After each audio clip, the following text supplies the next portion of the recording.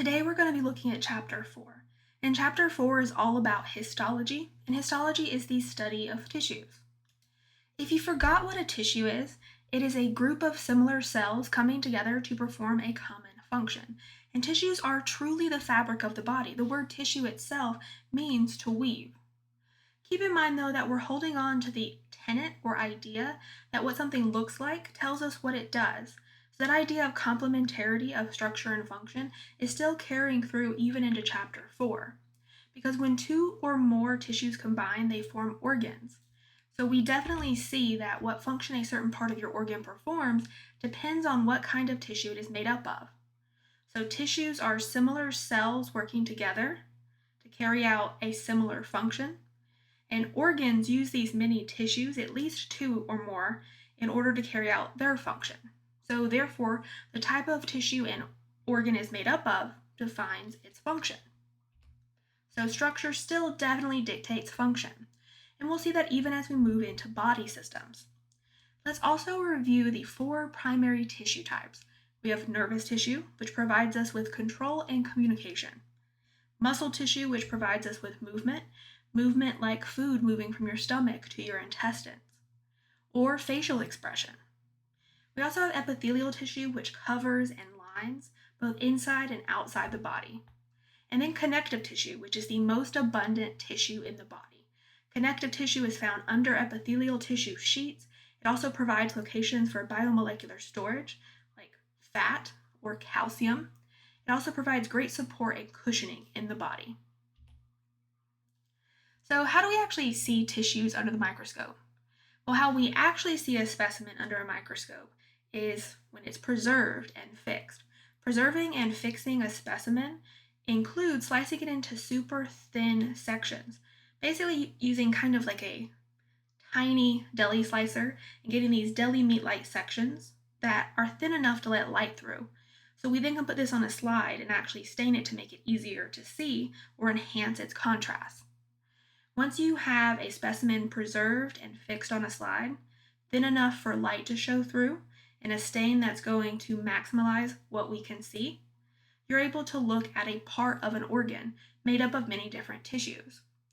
Keep in mind that when you're in a lab class and you're looking at different tissues under the microscope, you are going to see tissues other than the one that slide is labeled as. For example, if you're looking at epithelial tissue, you are going to see connective tissue because it underlies all epithelial sheets. So we will be looking at images through the microscope of what these cell types and tissues, which are cells working together, look like. But let's start with nervous tissue. When we talk about nervous tissue, there's two big functions. Nerves are able to sense stimuli and then respond to those stimuli. They respond to those stimuli by sending electrical impulses called action potentials throughout the body and often into their axon to a region that can produce neurotransmitters or a chemical that can trigger the next cell or sometimes another neuron. There's actually two different types of cells for nervous tissue. Neurons, which are the main structural and functional unit of the nervous system. They're specialized building blocks. They have many projections coming off of them. These are the cells that can actually send those electrical impulses, oftentimes called electrochemical nerve impulses, or again, action potentials. But there's also the glue of the nervous system called the neuroglial cells. There's actually 6 different neuroglial cells, sometimes shortened to glial cells, and they provide different functions.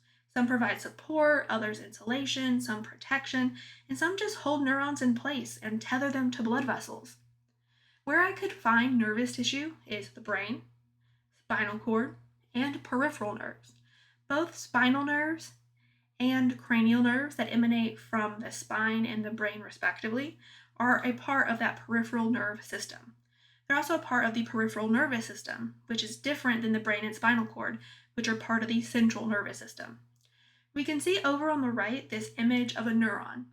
It has a cell body, oftentimes called the soma. So soma means body, and it has a nucleus and many of the organelles that we're used to. It also has shorter projections on the receiving end of the neuron, attached directly to the cell body. These receive signals from other neuron cells and create kind of a spark or a small electrical impulse that hopefully can travel to the long projection called an axon.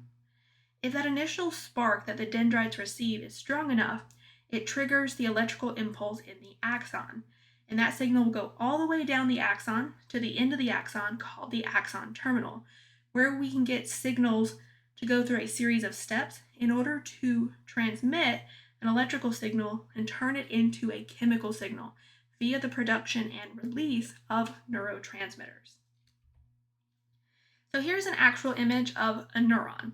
It has been stained so you can see some of the structures. So you can see the neuron right in the center, and what stains the darkest in its nucleus is its nucleolus. That happens a lot for cells.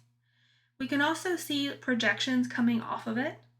Its axon is actually kind of in the background, so it's not focused on the most.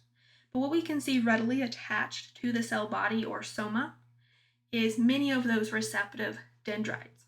Also, around the neuron in the center, you have many other nuclei that are illustrated by just purple dots.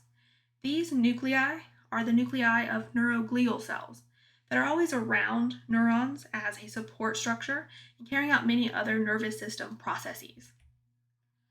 So that's it for nervous tissue. There's going to be a lot more throughout this course that's about nervous tissue. For now, though, we just want to know about the tissue itself. So let's move on to muscle tissue. So muscle tissue, its big thing is it can move, and what it does to move is contract. It actually contains actin and myosin myofilaments, which are these specialized proteins that work together to allow muscle to contract, to produce movement. Now, muscle tissue is well vascularized. What that means is it has a lot of blood vessels coming and going from it. There's 3 types of muscle: cardiac, smooth, and skeletal muscle. You probably know cardiac muscle is only found in the heart, specifically the middle layer of the heart, called the myocardium. Whereas smooth muscle, that one may be a little bit more kind of out there as far as where exactly is it located. Well, it's located in the walls of hollow organs. But what does that mean? Well, if you were to look at your stomach, which is a hollow organ, it has a space within it called the lumen. In the walls of the stomach, yes, there's epithelial tissue, yes, there's connective tissue, but there's also smooth muscle tissue. And it allows the stomach to contract and help send that food or whatever you're processing into the intestines. Blood vessels also count as hollow organs, so does the intestines and the bladder. So smooth muscle is throughout the body. And then you have skeletal muscle, which is attached to bones and spans joints. If our skeletal muscle did not span joints, then when it contracted, it wouldn't move our body. So muscle tissue goes very much with movement, but there's a lot of different chemical processes that allow for that movement, which we're not yet getting into, but there is more behind the scenes.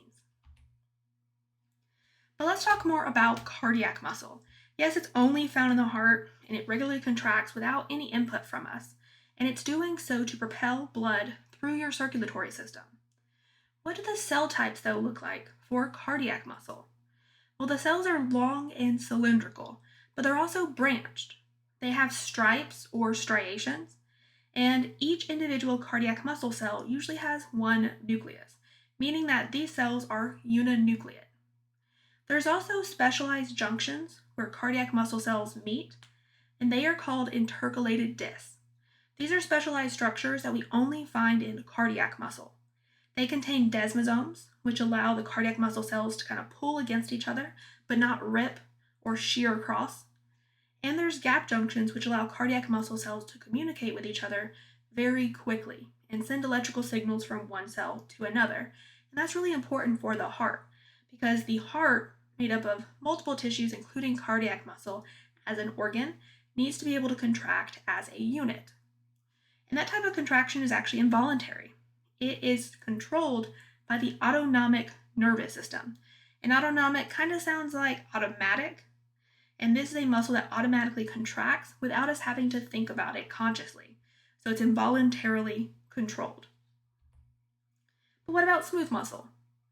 Well, smooth muscle is also involuntarily controlled. Smooth muscle is also found in a couple locations we already talked about, such as digestive and urinary organs. But the cell shape is completely different from that of cardiac muscle. These cells really look kind of like fibers. They're tapered cells at the end. We call that spindle shape. So they're a little bit thicker in the middle than they are at the end. They're also usually arranged in the walls of hollow organs in two different layers, and those layers have cells that run perpendicular to each other. Those layers are generally the outer longitudinal layer and the inner circular layer. And they will alternate contracting and relaxing in order to create this propulsion effect in hollow organs that moves fluid or food through. What we also don't see with smooth muscle is striations. That's actually where the name for smooth muscle comes from. There's no striations or stripes. Now we do see those stripes or striations return when we talk about skeletal muscle. And cell shape for skeletal muscle cells is also long and cylindrical like cardiac muscle, but there's no branching in skeletal muscle cells. These cells are long and multinucleated. They don't have any specialized junctions between them, but they are controlled by a different nervous system than that of smooth muscle and cardiac muscle.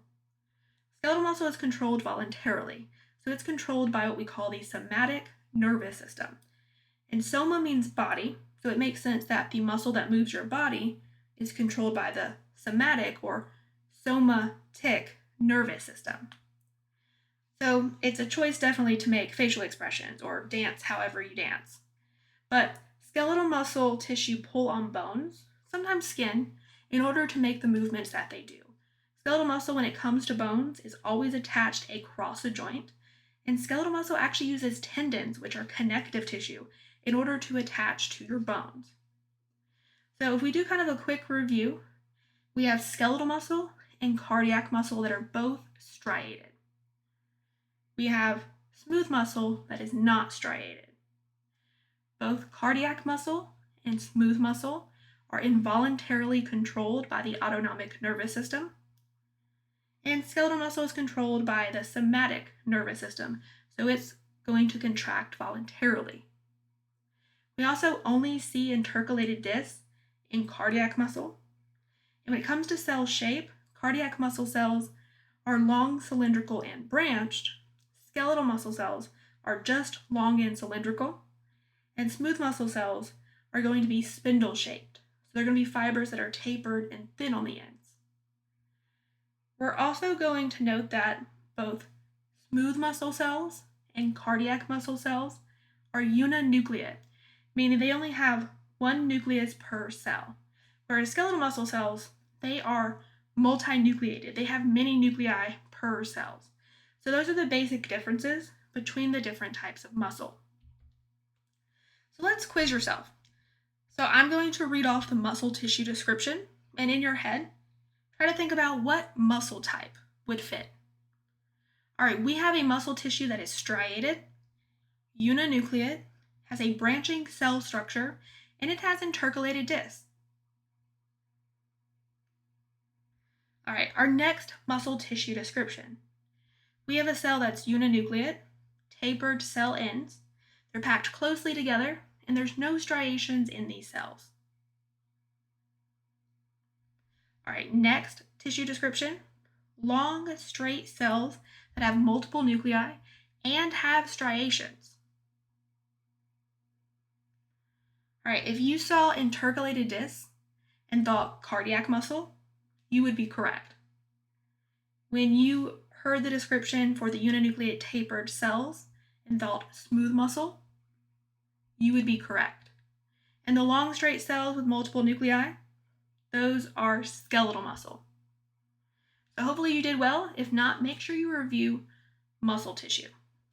Next, we're going to be moving into epithelial tissue and looking more closely at what makes it up.